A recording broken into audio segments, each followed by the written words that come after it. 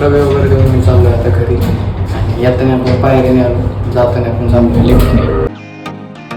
हाय मित्रांनो, good morning. कसे आहेत? मजेत ना? स्वागत आहे तुमचं पुन्हा यायला माझ्या नवीन व्हिडिओमध्ये. मी आहे निकित चावडे. मित्रांनो, आत्ता वाजले आहे दुपारचे 12 आणि आज मी चाललो आहे शिरोळला. आज खूप जास्त ऊन आहे मित्रांनो, तुम्ही बघू शकता.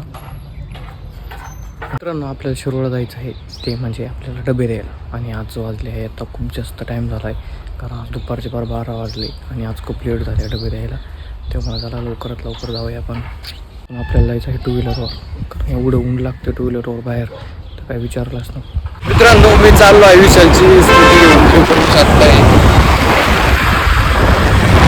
आपली गाडी मागवली, काय विशालची गाडी घेऊन निघालो आता डबे द्यायला.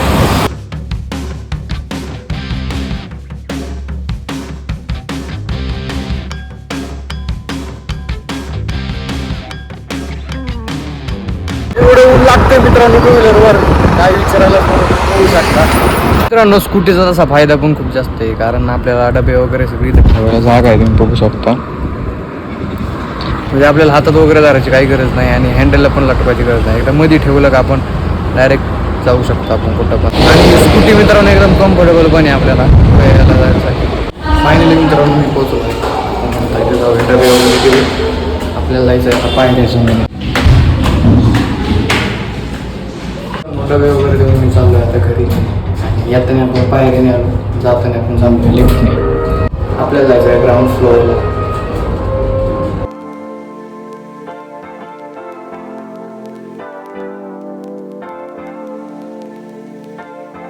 मित्रांनो, फायनली मी आलो आहे घरी. आणि घरी आल्यानंतर सगळ्यात पहिल्यांदा आंघोळ वगैरे केली, कारण सकाळी आंघोळच नव्हती केली.